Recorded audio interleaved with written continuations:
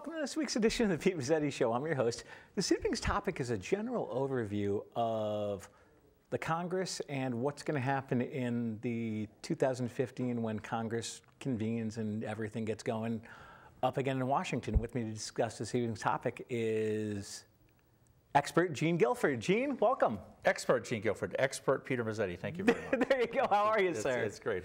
Good to see you again. It's a pleasure to be with you. Thank you very much. No problem. Thank you. So, we're going to have a new Congress coming in January, and we've got a Democratic president. What's going to happen? Yes. President Obama has 2 years left in his second term, and Republicans, as a result of the election in November, have taken control of both houses of Congress. So basically, we're headed for a train wreck. Okay. Okay. And I think it starts with the Affordable Care Act. Republicans in the majority ran in the November elections largely against the Affordable Care Act. Sure. And that takes a number of different shades of gray. It could be totally repealing it or fixing parts of it. But I think it starts literally in the first month of the term, which starts on the 6th of January, with legislation to repeal it. And that'll pass the House because it's already passed the House 50 times. And then it'll go to the Senate. And in the Senate, the Republicans only have 54 votes. The Senate rules are a little different than the House because they can filibuster things in the Senate. Correct. So it takes 60 votes in order to stop a filibuster. So when that House legislation repealing the Affordable Care Act gets over to the Senate, I think that the new majority leader, Mitch McConnell from Kentucky, is going to want to bring it to the floor for a vote, but he's got to find 6 Democrats to join 54 Republicans to stop a filibuster and to bring the legislation to a vote. Okay. That's going to be a heavy lift, but let's assume for a minute that it happens. Okay. So now it's passed both houses of Congress and goes to the president. All right. Well, far too many people think that's where the process ends. That's not where it ends. I was going to say no. Not quite. The Constitution gives the president a veto. Yeah. The president will veto a full repeal. So he'll say, not so fast, House and Senate, and sends it back. Right. Under the Constitution, the House of Representatives and the Senate both have to override the veto by 2/3. 67 in the Senate, 290 in the House. Republicans don't have those votes, and they are very unlikely to get a number of Democrats, 45 in the House and 13 in the Senate, to join them in order to override the veto. So I think that the effort to totally repeal the Affordable Care Act ultimately gets to the president, gets vetoed, and the veto is not overridden. So next up, after that little passion play, is going to be, they're going to take individual parts of the Affordable Care Act. Okay. For example, you and I probably know people who have an artificial hip or a pacemaker. Right. That's pretty common. Yeah. Well, in the Affordable Care Act in 2010, they passed what's called a medical device tax. Literally every medical device has a tax on it that goes in to fund the Affordable Care Act. I think there's bipartisan support for getting rid of that. Far more contentious are going to be things like the employer mandate, the employee mandate, the thing called the death panel, which, believe it or not, there's actually, the people who don't like it call it a death panel. The what? There literally is a board that has responsibility for allocating certain medical resources, and I think that there's going to be an effort to get rid of that. All right. There's also $800 billion of taxes in the Affordable Care Act, 800 billion with a B. That's it? That will be fully phased in at the end of this decade. It'll be 800 billion. And I think there'll be some effort to eliminate some of those. So I think that they're going to take bits and pieces of it. They're going to run them as individual bills. I do think some of them will pass. But we won't totally probably get rid of the Affordable Care Act in all of its colors. So for those of my viewers and listeners that don't know what the Affordable Care Act is, I guess we should have started this even earlier. What is it? Well, the Patient Protection and Affordable Care Act was passed in 2010, and it was designed really to make sure that every American had to buy health insurance. Right.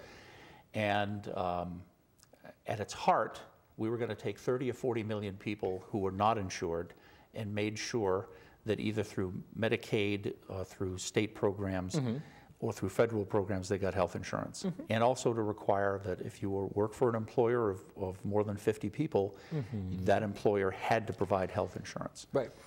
So in what is a 2,700-page law, and now up to 26,000 pages of regulations from 3 federal agencies, we have this massive federal statute that is guided by these 3 federal agencies that substantially rewrote not only the content of what your health insurance policy had to contain at a minimum level, right, but also created these state exchanges. Right.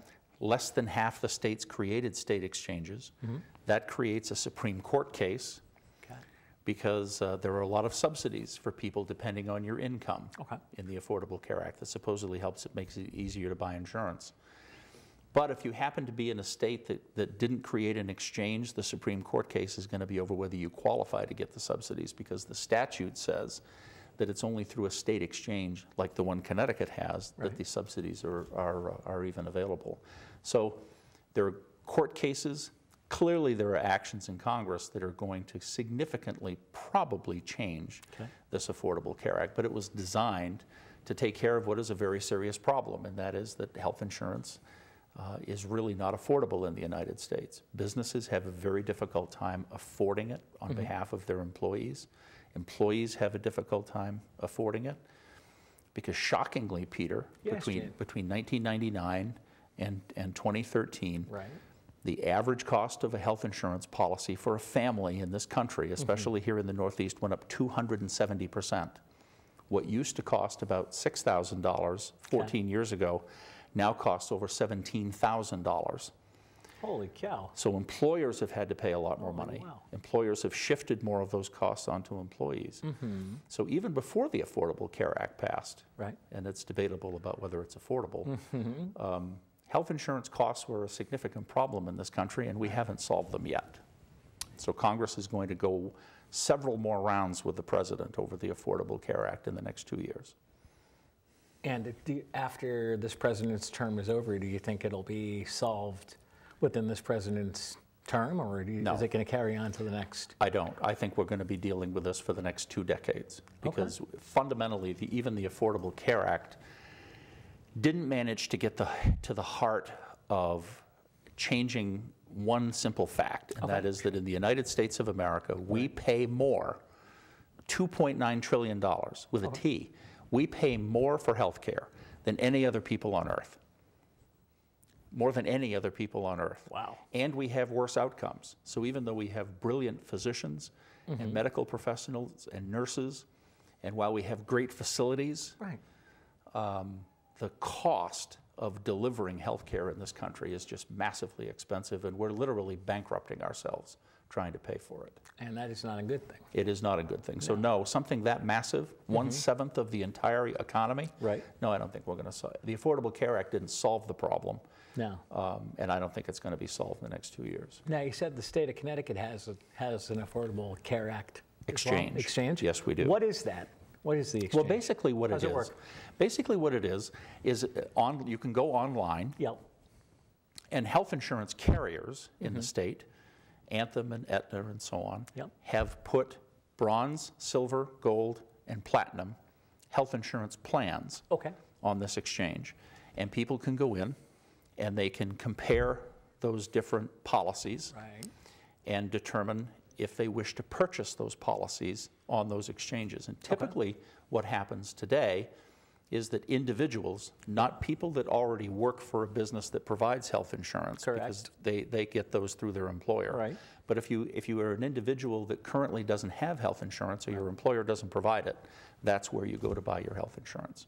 And as far as price-wise for that type of program, is it pretty inexpensive, or is it? No, it's not inexpensive at all.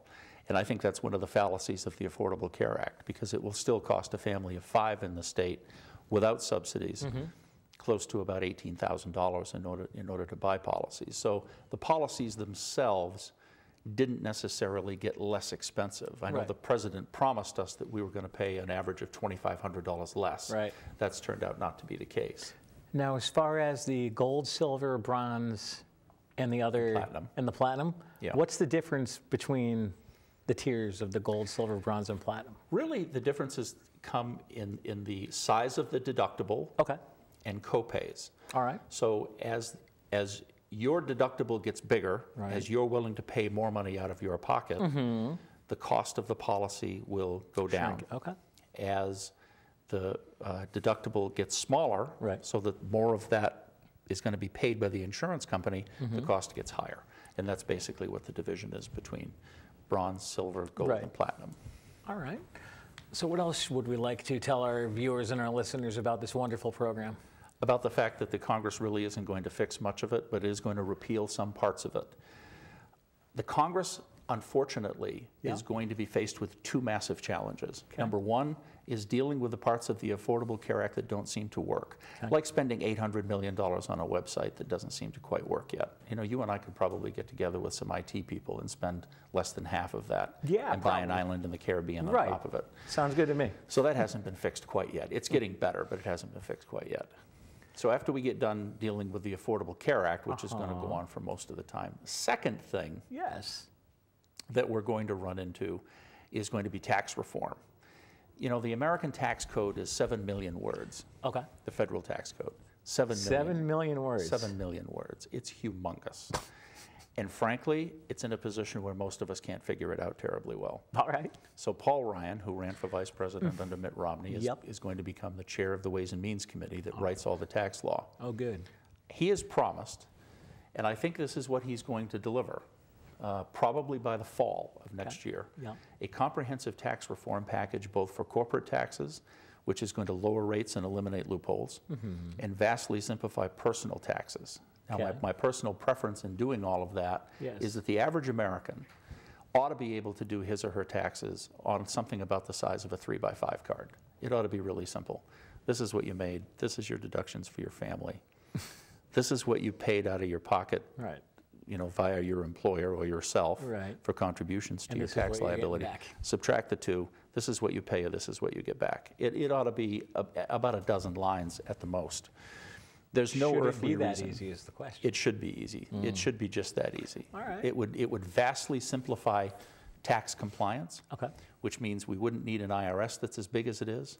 Clearly, we wouldn't need 100,000 new IRS agents. No, of course not. And for the vast majority of Americans, it should be that simple. Now, people that make tons of money and contribute lots of things in terms of job creation or investing in things, capital gains, those things, you know, can get a little more complicated. But it shouldn't be as complicated as it is. No, definitely not. So I think that tax reform is something that this next Congress is definitely going to tackle. You think, and how do you think they're going to do in the tax reform issue? I think they're going to do well because it's the first time. I think it has bipartisan support, which is why I think it will go well. It may be the first time since 1987 that there's been a substantial overhaul of the federal tax code, and it's way overdue. Gene Guilford, would you mind sticking around for another segment? Love to, thank you. All right, we'll be right back.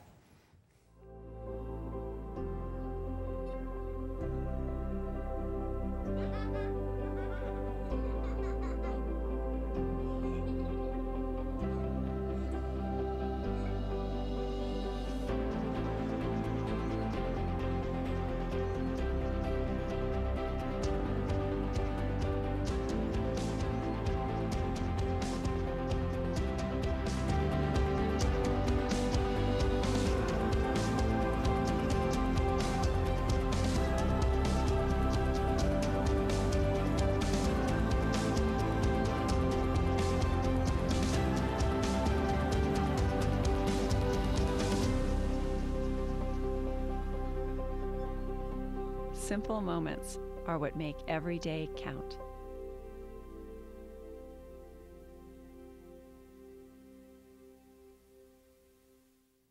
And welcome back to this week's edition of the Pete Mezzetti Show. I'm your host, sitting here with expert Gene Guilford.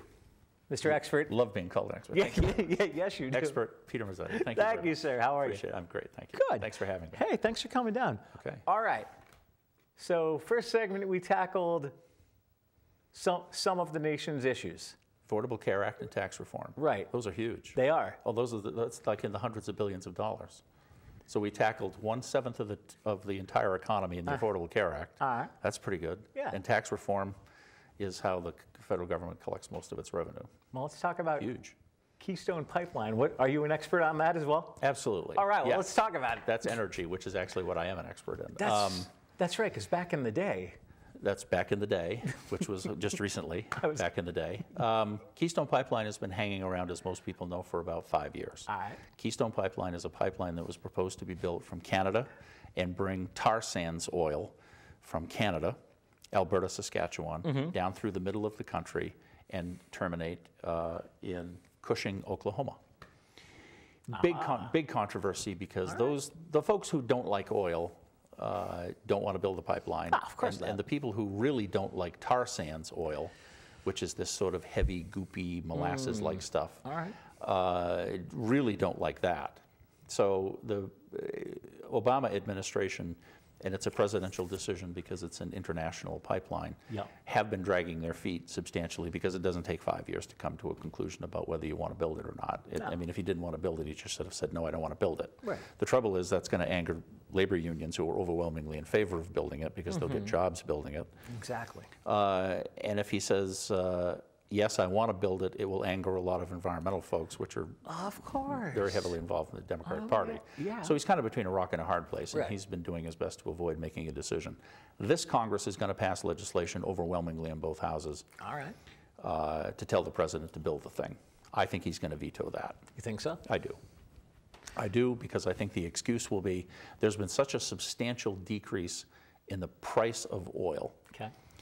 And so much more production has come out of principally the Great Plains, the northern Great Plains of the United States, where today North Dakota has more crude oil than the Gulf of Mexico. How could that be? Because of the enormous amount of shale oil that there is there, literally in the hundreds of billions of barrels. Extraordinary. It's the reason why the United States has become the largest producer, the second largest producer of crude oil on planet Earth today, and it will be the largest next year because of production that's come out of there. So I think ultimately what the president's going to do is he's going to say, we don't need the thing anymore. So I think he's going to throw it away. Now, before we move on to the next topic, I got a question.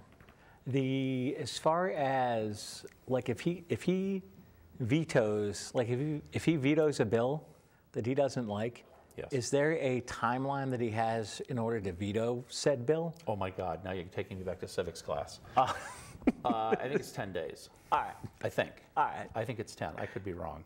Somebody's going to send you an email saying he's a buffoon, it's something else. But I think it's 10 days. Yeah. He doesn't have an infinite period of time within which to decide. He has a limited amount of time. I wasn't sure if he had like 30 days. I think it's 10. All right. I'm pretty sure. We'll figure that out. And if I get an email, that's fine. That's fine. Well, you could say, you said Gene said it, not me. So exactly. Now, I guess, are we done talking about the Keystone Pipeline? We just did. All right. No, we're done though, right? We're done with the Keystone Pipeline. I think the Keystone Pipeline, I think both houses of Congress are going to pass it. I think they're going to send it to the president. He's going to veto it, saying that it's not necessary, and then I think they're going to fail to override the veto.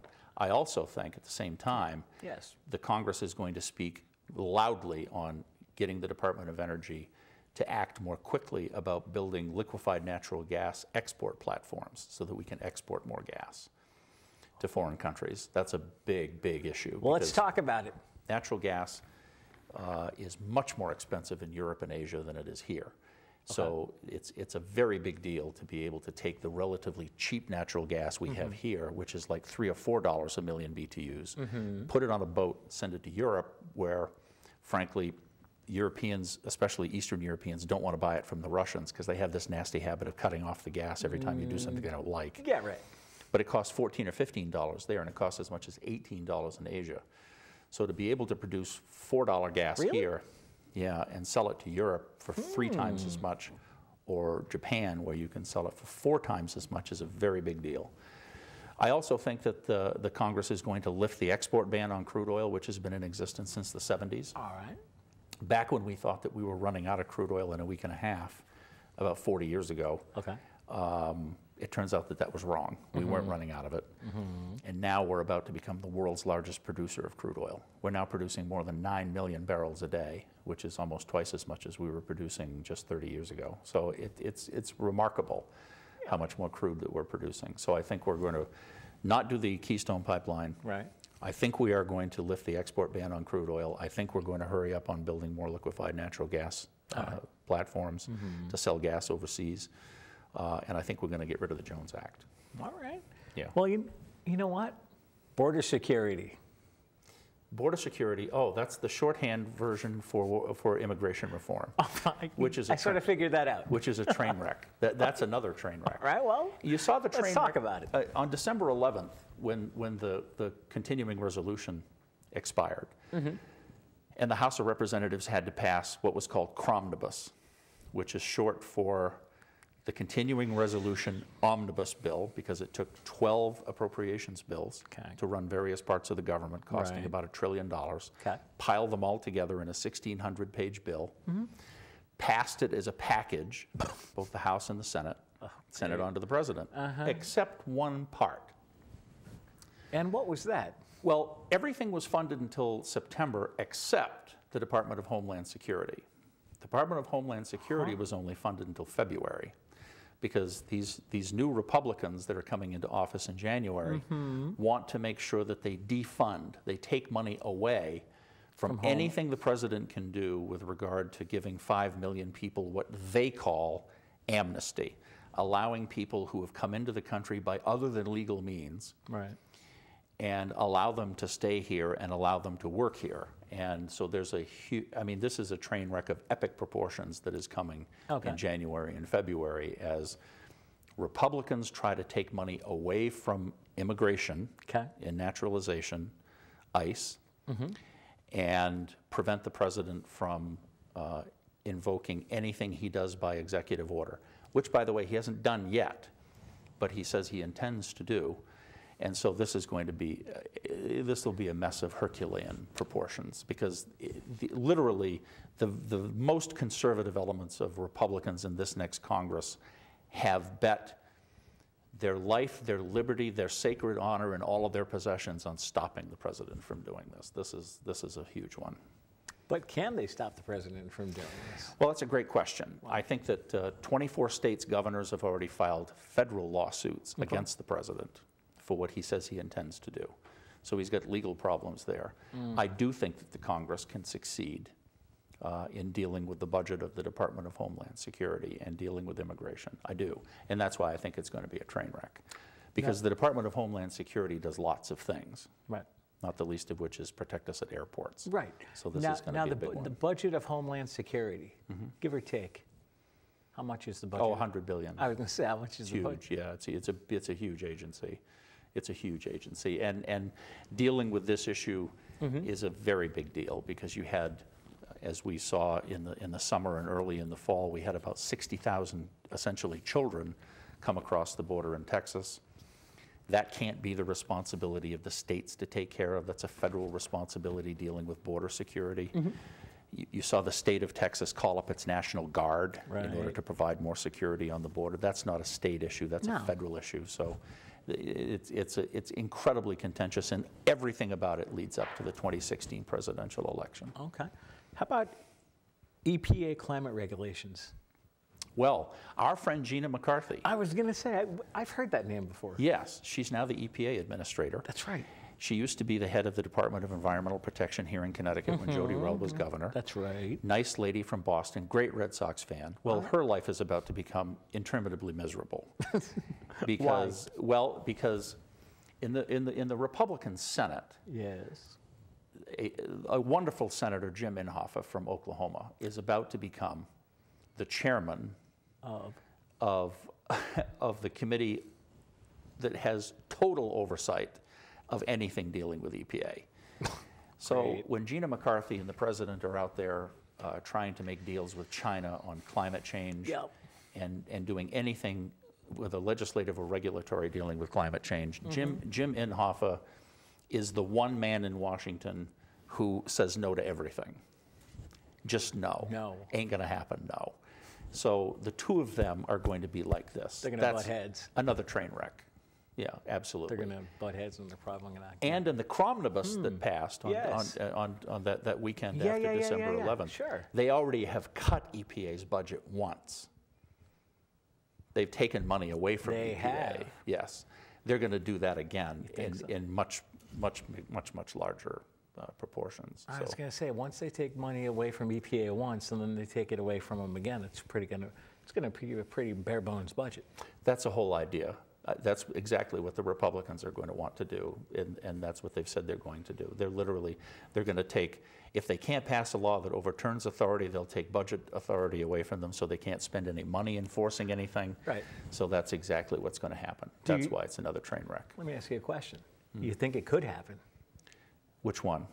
Defunding? Yes. Absolutely. All right. Yeah. Oh, absolutely. All right. Oh, and because I think this one has bipartisan support too. Bipartisan support in a number of areas, because to the extent that there's a war on coal in Washington to try to get rid of coal, which has been going on for 6 years, there are literally large numbers of both Democrats and Republicans, starting with the Senate Majority Leader, Mr. McConnell from Kentucky, but also Joe Manchin, a Democrat from West Virginia, who are very much in favor of stopping EPA. So I think there's going to be great train wreck theater in that one. It's going to be a pretty interesting. Oh, extraordinary. It's going to be an interesting. Extraordinary, because these are folks that don't look at Gina and say, Gina, let's sit down and try to work this out. These are people who will say, Gina, you just couldn't be more wrong. I love the fact that you're a Red Sox fan, but we're going to take all your money away from you. So have a nice life. Exactly. I mean, it's that bad. Exactly. Yeah. Now, what is it says sections of the Dodd-Frank, particularly CFTC/SEC? Yes. What is that? Commodities Futures Trading Commission and the Securities and Exchange Commission. All right. Two agencies of the federal government that are responsible for overseeing a whole body of law that was passed, Dodd-Frank, after the financial crisis. All right. And enacted in 2010. Republicans are very much in favor of getting rid of the law. Yes. Not just some of it.